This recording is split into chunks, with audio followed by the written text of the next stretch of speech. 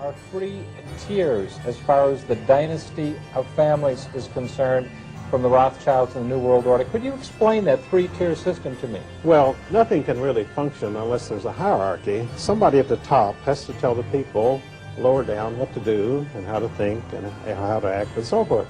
So in the world order, you have a very distinct hierarchy of dynastic families who can trace their lineage back thousands of years, and because they have learned to survive and how to manipulate other people to do their will.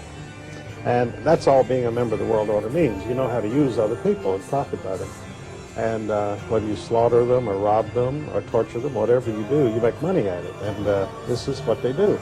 So the major oil-producing countries have been the enemies of the prevailing world order.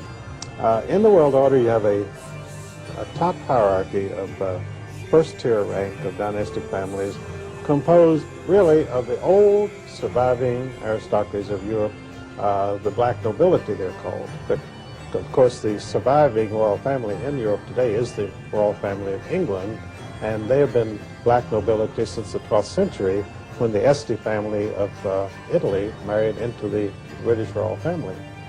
And so they changed it to Windsor. I mean, they've done polls, the average Brit doesn't even know the real name of these dirtbags. I mean, these are dirtbag scum.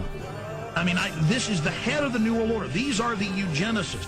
These are the people bankrupting our economy and bringing in world government. And we have to have everybody stooping and bowing when this country was founded on disgust for royalty, disgust for these people who had everything handed to them, and everyone kissing their butt. And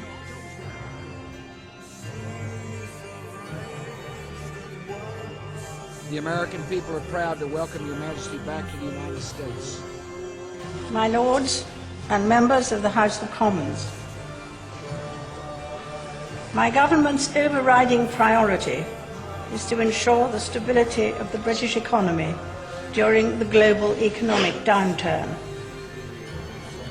My government is committed to helping families and businesses through difficult times.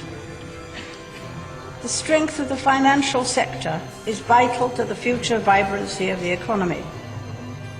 Therefore, legislation will continue to be taken forward to ensure fairer and more secure protection for bank depositors and to improve the resilience of the financial sector.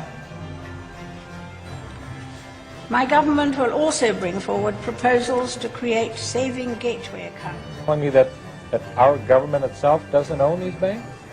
Well, our government doesn't own anything. We really don't have a government. We're just a colony of England. Well, you see, we started out as a colony of Great Britain, and then, presumably, we won political independence in the American Revolution. But you see, the American Revolution was not against the bank. The American Revolution was against King George III. So we won against King George III, but we didn't win against the Bank of England, of which King George III was a major stockholder. So King George lost this wonderful colony over here, but he retained the banking control and continued to get his interest and his profits from his American colony, just as before. So the first rank, first tier is the old aristocracies of Europe, plus what they call their Hofjuden, the Rothschilds and families of that nature, who are able to raise money for them and keep them functioning. And welcome back. Joining us now in another CNBC exclusive to share his thoughts on the international financial system, what's right, what needs to change, Sir Evelyn D. Rothschild. Evelyn, nice to have you on the program. Thanks so much for joining us. Well, thank you for having me. You know, I read your op-ed and I thought it was so... Now, in the second tier of world dynastic families, the world order, you have the families who themselves are enormously rich and powerful, but their duty is to serve as courtiers to the first tier of dynastic families.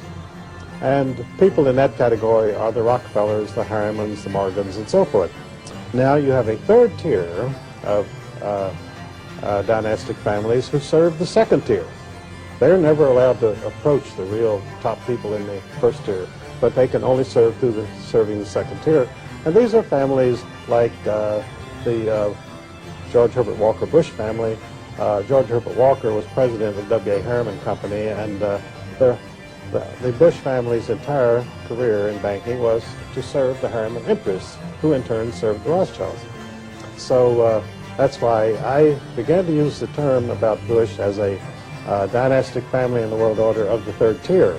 Well, what has happened in this country and over the world is we have reverted through the world order, we've reverted to the Middle Ages. We have a feudal system now in which you might say futile system because of the way it works, but it's a feudal system in which you have the serfs and you have the lords in the castle, and that's it. And there's not to be anything in between.